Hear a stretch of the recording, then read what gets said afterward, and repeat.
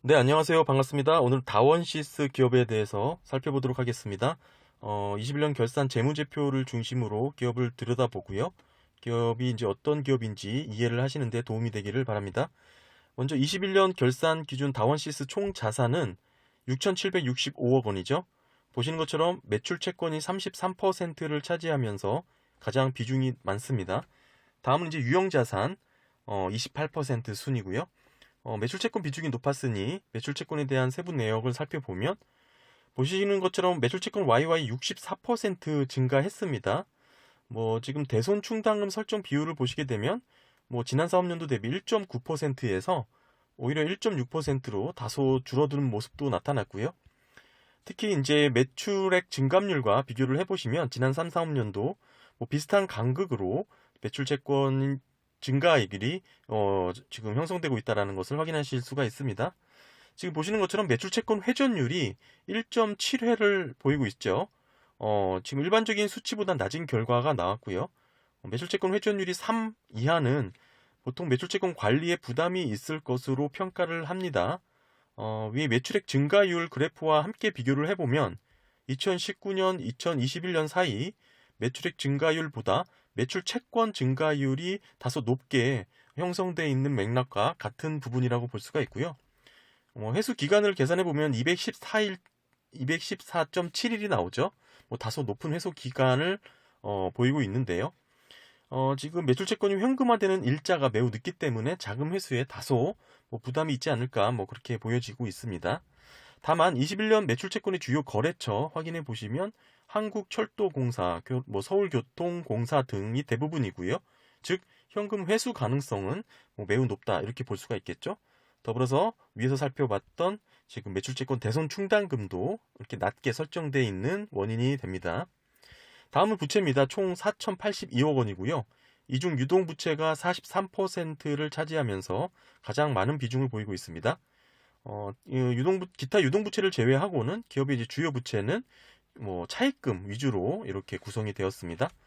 지금 기타 유동부채 같은 경우에는 선수금이 1,745억 원 잡혀 있죠. 선수금은 미리 받은 현금이기 때문에 향후 매출로 이어질 수 있는 그런 성격이라 부채 성격이라고만 보기에는 제한적이죠. 상당히 긍정적인 부채의 현황이라고 볼 수가 있습니다. 이 선수금을 제외하고 기업의 부채를 본다면 차입금 위주로 구성이 되어 있고요. 차입금은 금융차입으로만 구성이 되어 있고 보시는 것처럼 이자율 1.2에서 4.06까지 다양하게 리즈너블하게 차입한 현황 확인할 수가 있습니다. 개인적으로 금융 차입으로 이렇게 구성된 부채 현황을 매우 긍정적으로 평가를 하는데요. 지금 기업 같은 경우는 지난 연도까지는 전환사채가 있었는데 21년 들어 모두 상환하면서 미상환 전환사채는 현재 없습니다. 더불어서 기업은 추후 주식수가 늘어날 수 있는 종류주 RCPS, CPS, CBBW가 없고요. 다만 스톡옵션 3만 주 정도 일부 이렇게 있습니다. 다음은 다원시스 자본인데요. 총 2,682억 원이고요. 기타 불입자본이 67%로 지금 1,797억 원. 다음은 이익잉여금이 27% 이렇게 차지했는데요. 기타 불입자본 보시게 되면 주식발행 초과금이 1,775억 원으로 대부분을 차지하고 있습니다. 보시는 것처럼 기업은 주식을 발행하면서 자금을 조달한 내역을 확인하실 수가 있고요. 이로 인해서 주식 발행 초과금이 늘어난 겁니다. 21년 결산 기준 기업의 부채 비율은 152%, 유동 비율 126%입니다. 1년 내 상환해야 할 차입금에 대한 비율이 다소 부담스러운 수준이라고 볼 수 있지만 전체적인 부채 비율상 충분히 여력이 있고 관리할 수 있는 상태라고 이해할 수 있습니다. 21년 기업의 매출액은 2,954억 원이죠. YY 19% 증가했습니다. 그래프 보시는 것처럼 꾸준히 우상향하면서 탑라인이 증가하고 있습니다. 매출액이 꾸준히 우상향하고 있는 가운데 21년 영업적자가 발생했습니다. 이 부분을 잘 이해하시면 기업을 이해할 수 있을 것 같은데요. 일단 비용 분석부터 보시게 되면 비용의 성격별 분류죠. 지금 보시는 이 합계 부분은 매출 원가와 판관비를 합산한 기업의 전체 비용입니다. 지금 보시게 되면 기업은 재고자산이 감소한 부분이 먼저 눈에 띄고요. 지난 사업년도부터 지속적으로 재고자산이 감소세가 이어져 오면서 매출 원가가 늘어나는 그런 모습을 보여주고 있습니다. 특히 21년 매출 원가에 반영되는 재고자산의 변동 내역이 보시는 것처럼 플러스 1,755억 원이나 잡혔는데요.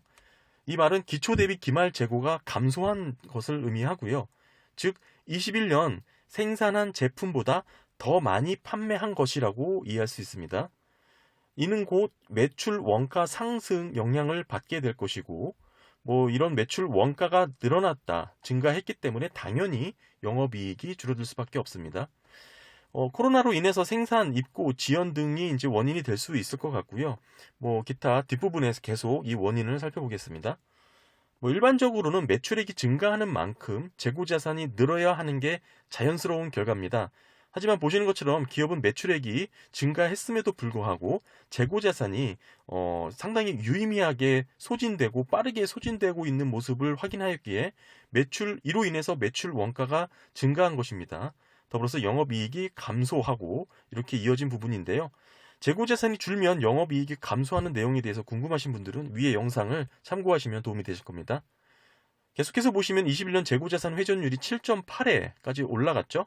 전체 자산 중 재고자산이 차지하는 비중도 4.9회입니다. 일반적인 재고자산 회전율이 5회 정도를 적정 수준으로 평가하기 때문에 현재 기업의 재고자산 소진 속도가 상당히 빠른 면에 촉한다, 이렇게 말씀드릴 수 있을 것 같고요. 더불어서 생산량이 뒷받침되지 못한 부분도 추정할 수 있겠습니다. 지금 재고자산이 줄어든 만큼 빠르게 생산하면서 재고자산을 적정 수준으로 유지를 했어야 됨에도 불구하고 생산량이 그만큼 뒷받침되지 못한 모습도 추정할 수 있는데요. 결국에는 기업이 이제 이번 팬데믹 사건 이슈를 겪으면서 수입 자재 수급 문제도 있을 테고, 이와 더불어서 시험 중단 등 여러 가지 전동차 부분에서 생산 일정에 차질이 발생했을 가능성을 엿볼 수 있고요. 주문이 더 들어오면 그에 맞춰 생산량을 늘려서 재고자산이 늘어야 적정 재고 관리가 효율적으로 이루어졌다라고 평가를 하는데, 지금 현재 다원시스의 경우 재고자산 관리가 다소 비효율성이 확인되고 있는 모습입니다. 물론 그렇다고 해서 만들어 놓고 팔리지 않아서 쌓여져 가는 그런 부정적인 재고자산 관리의 비효율 측면은 아니고요. 오히려 반대의 사례죠. 지금 빠르게 재고자산이 소화되고 있음에도 불구하고 빠르게 생산량을 뒷받침되지 못하고 있는 그런 재고자산의 비효율성 측면인데요. 그럼에도 어찌됐든 21년 영업 손실이 발생한 원인 중에 하나는 이렇게 재고자산 관리 비효율성에서 기반된 것이라고 보여지고요. 종합해서 말씀을 드리면 21년 다원시스는 매출액은 늘었습니다. 더불어서 매출 채권이 증가하고 재고자산이 감소한 이런 특징을 보여주고 있습니다. 지금 21년 기업의 이제 특징을 살펴봤고, 중요한 것은 매출액이 늘면 그만큼 빠르게 생산량을 증가해서 재고자산 관리를 적정 수준으로 끌어올렸다면, 즉 재고자산이 증가했다면 충분히 예전 수준의 실적을 기록했을 것이고, 결국 이는 21년 영업 손실, 단기 순손실이 발생하지 않았을 것이라고 저는 추정을 하고요. 영업 현금 흐름의 적자는 어떻게 볼 것인가를 한번 생각해 봐야 되는데요. 이 부분은 매출 채권의 증가가 원인입니다. 지금 운전자본의 변동 내역 보시게 되면 가장 비중 있게 잡힌 부분이 매출 채권의 증가이죠. 지금까지 이제 재무제표를 쭉 보신 분들은 이해하실 수 있겠지만, 이런 기업의 이제 재무 상태라면 앞으로 기업의 실적은 빠르게 회복될 것이 자명하고, 따라서 지금 관심 갖고 대응하시면 좋은 결과를 기대할 수도 있지 않을까, 이렇게 예상이 되고요. 기업의 이제 현금 흐름 내역 보시게 되면 투자 활동 중 종속 및 관계기업 투자에 141억 원을 지출한 것을 확인하실 수가 있고요. 다만 아이러니한 건 자산 구성에서 종속 관계기업 투자의 비중이 높지 않습니다. 그래프에서 제가 눈여겨보지 못했는데, 보시게 되면 세부적으로 확인해 봤더니 종속 관계기업 자산 규모가 1억 원 남짓이죠. 즉 21년 투자금은 141억 원을 투자했는데 자산은 1억 원밖에 인식이 안 된 것입니다. 결국 보시는 것처럼 다원 메닥스에 올해 100억 원을 투자했고, 금액이 고스란히 100억 원 모두 손상 처리돼서 차감됐습니다. 모두 비용으로 잡힌 것이죠. 지금 이 부분도 뒷부분에서 좀 설명을 이어갈 거고요. 일단 지금 다원시스 컨세선스는 23년 실적으로 볼 때 553억 원을 추정하고 있고요. PER 17배를 받고 있습니다. 주요 경쟁 기업이라고 할 수 있는 현대 로템의 경우 23년 816억 원, PER 25배를 추정하고 있습니다. 지금 기업 같은 경우는 국내 철도공사죠. 현대 로템과 다원시스가 어느 정도 양분된 시장이라고 볼 수 있고요. 다원시스가 2위 기업이죠. 이렇게 철도 관련한 전동차 수익을 통해서 안정적인 매출을 바탕으로 지금 기업은 다양한 신규 사업에 다각화 진출을 하고 있는데요. 지금 이 전동차 사업이라는 것은 아무래도 국가 기반 사업이기 때문에 지속적인 교체 수요도 있고 뭐 신설 투자도 있고요. 철도의 확장이라든지 복선화, 전철화 등 여러 가지 신규 수요가 많은 그런 산업의 특징을 나타내고 있습니다. 연평균 1조 원 규모의 안정적인 성장을 예상하고 있고요. 그럼에도 이를 바탕으로 기업은 여러 가지 신규 사업에 진출하고 있는데 이 이유는 바로 이익률에 있습니다. 지금 철도공사 사업의 경우는 국가 기반 기간 산업이기 때문에 공익 사업의 특성이 있어 이익률이 높지 않죠. 지금 다원시스 매출의 약 90%는 전동차에서 발생을 하고 있는데 기업의 매출액 중 가장 높은 비중을 차지하고 있는 이 전동차 사업 부분의 매출액은 계속해서 증가 추세입니다. 하지만 이익률의 개선은 뚜렷하게 나타나고 있지 않은데요. 기업의 이제 영업이익률 보시게 되면 지난 사업연도 대비 지난 사업연도 7%를 넘지 못했습니다. 수치로만 보면 높지 않고 지금 업종 평균 또한 5% 이하로 이렇게 보여지고 있고요. 이 부분을 극복하기 위해서, 즉 이익률의 저하를 극복하기 위해서 다원시스는 지금 다양한 사업 부분에 진출하려고 계획하고 있는 것이고요. 지금 윗부분에서 영업 손실난 부분과 이어지는 부분이기도 한데요. 기업의 이제 주요 제품별 매출 비중을 보시게 되면 이 연도별 제품 매출 금액입니다. 특수 전원 사업이라고 할 수 있는 핵융합, 플라즈마, 정유기 외의 제품 같은 경우는 다소 마진율이 높은 그런 사업 영역인데요. 보시면 매출은 소폭 감소하거나 지금 대동소이한 모습이 나타났죠. 반면 전동차의 매출액은 뚜렷한 증가 추세를 보이고 있습니다. 결국 이번 영업 손실이 발생한 원인 중에 또 하나는 이 전원 사업 부분, 특수 전원 사업 부분의 부진으로 이제 꼽을 수가 있는데요.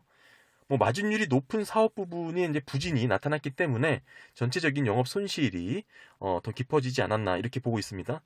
이 부분 그래프의 이제 차이 때문에 잘 확인이 안 되는데 특수 전원 사업 부분만 확대해서 보시게 되면 이렇게 뚜렷한 감소 추세임을 확인하실 수가 있습니다.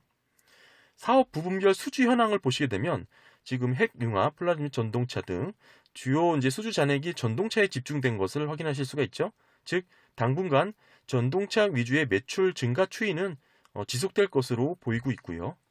결국 이 부분이 기업은 사업 다각화를 통해서 기업의 이익률을 높이기 위한 노력으로 계속적으로 이어집니다. 지금 보셔야 될 부분은 다원 메닥스 기술특례 상장 예정을 앞두고 있죠. 현재 다원시스가 보유한 다원 메닥스의 지분이 38.29%인데요. 지금 장부가액은 130억 원이고요. 130억 원을 투자한 것이죠.